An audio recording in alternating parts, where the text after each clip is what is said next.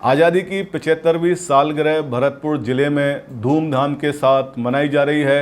जगह जगह ध्वजारोहण कार्यक्रम आयोजित हो रहे हैं। लोग अपने घरों पर तिरंगा फहरा रहे हैं। इसके अलावा भरतपुर ज़िले में सबसे ऊंचा 51 फीट का झंडा भी लगाया गया है। भारतीय पुरातत्व सर्वेक्षण विभाग द्वारा हाई मास्क ध्वज आज़ादी के अमृत महोत्सव के तहत लगाया गया है। पद्मश्री अवार्ड से नवाजे गए पंडित रामदयाल शर्मा के मुख्य आतिथ्य में ध्वजारोहण किया गया और इस कार्यक्रम में पद्मश्री पंडित रामदयाल शर्मा ने कहा कि पूरा देश आज़ादी की 75वीं वर्षगांठ हर्षोल्लास के साथ मना रहा है। प्रधानमंत्री नरेंद्र मोदी द्वारा वर्षगांठ को आज़ादी का अमृत महोत्सव के रूप में मनाने का संकल्प लिया गया है। अमृत महोत्सव के तहत देशवासियों में देशभक्ति का जज्बा पैदा करने के लिए अनेक कार्यक्रमों का आयोजन भी किया जा रहा है। आज़ादी का अमृत महोत्सव के तहत भारतीय पुरातत्व विभाग द्वारा लोहागढ़ किले में हाई मास्क ध्वज लगाकर एक बेहतरीन सौगात भरतपुर को दी गई है। भारतीय पुरातत्व विभाग के जयपुर मंडल डिप्टी इंजीनियर SK गुप्ता ने बताया कि आज़ादी का अमृत महोत्सव के तहत पूरे देश में 75 दुर्गों का चयन किया गया है, जिनमें राजस्थान के 9 किले शामिल हैं। राजस्थान के सभी 9 दुर्गों में लगाए जाने हैं ऐसे ही हाई मास्क राष्ट्रीय ध्वज और इसी तर्ज पर भरतपुर के लोहागढ़ किले में भी प्रदेश का पहला हाई मास्क राष्ट्रीय ध्वज लगाया गया है। लोगों में देशभक्ति का जज्बा पैदा करने के उद्देश्य से हाई मास्क राष्ट्रीय ध्वज लगाए जा रहे हैं। पुरातत्व विभाग द्वारा लोगों में जागरूकता पैदा करने के लिए कई कार्यक्रमों का आयोजन किया जा रहा है। इसके साथ ही लोहागढ़ बुर्ज पर पुरातत्व विभाग द्वारा प्रदर्शनी भी लगाई गई है। इस मौके पर भरतपुर उपमंडल प्रभारी मुदस्सर अली के अलावा विभिन्न विभागों के अधिकारी, कर्मचारी व गणमान्य नागरिक मौजूद रहे।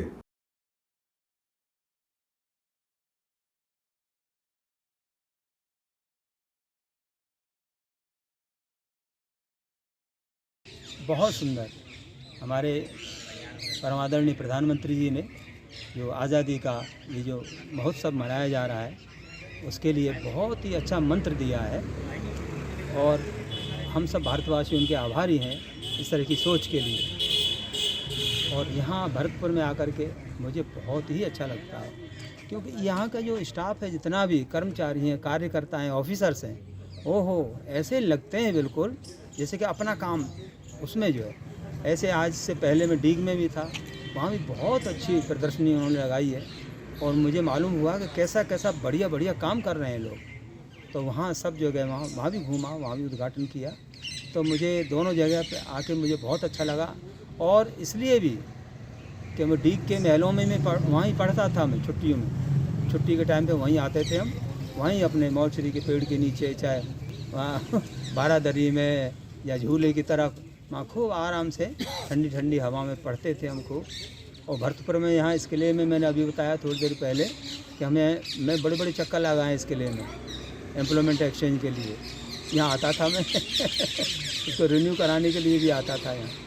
वो वक्त भी था जो है, लेकिन ईश्वर को जो कुछ करना होता है वो करते हैं, वो अपने आप रास्ता बनाते हैं कि नहीं तुम्हारा रास्ता ये है। तो मुझे इतनी खुशी हुई है और गर्व होता है भरतपुर में आकर के, डीग में आकर के, कि हमारे गर्वीले स्थान हैं, धरोहर हैं हमारे, और आप इनका संरक्षण कर रहे हैं सभी जो है। गुप्ता जी हैं, आप भी हैं, मुदस्सर साहब हैं और जो बगोरा साहब हैं। वाह कितना आनंद आ रहा है, कितना अच्छा कर रहे हैं। मैं बहुत बहुत धन्यवाद देता हूँ कि मेरा सौभाग्य है जो आपने मुझे यहाँ याद किया और मैं आया।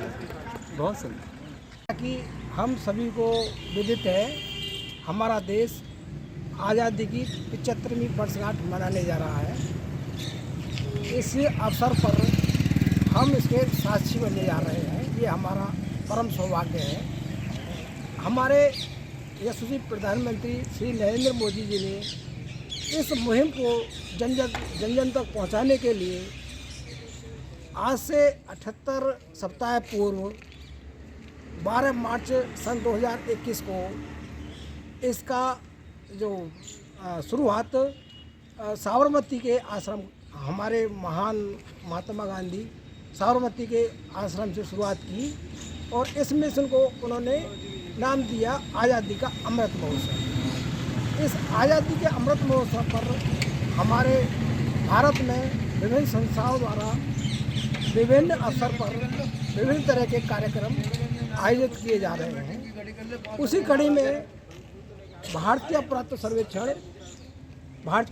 सर्वेक्षण द्वारा भी तरह तरह के कार्यक्रम पिछले 1-1.5 साल से हो रहे हैं।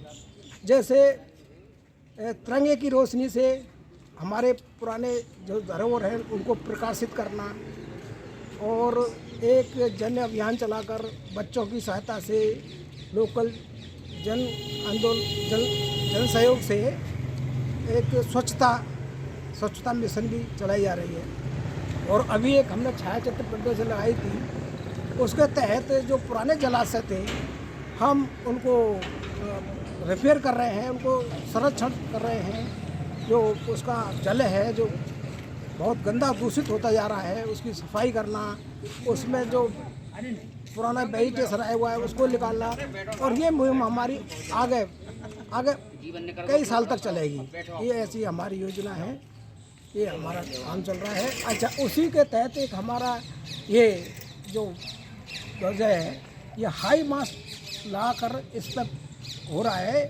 ये पूरे भारतवर्ष में 75 किले ऐसे चुने गए हैं, जिसमें से राजस्थान में 9 किले 10 किले थे, 1 किला हमें छोड़ना पड़ा जो रणथंभौर के अंदर है, वो वन विभाग के अंदर आता था और वहाँ पर लाइट नहीं थी, कुछ उनका भी अपना ऑब्जेक्शन था, उसका ऐसे वो छोड़ा।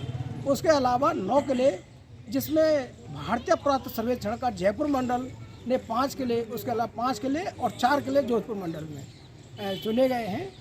और ये पहला किला है पूरे 9 किलों में जिसमें अभी आज भरा साहब के जो हमारे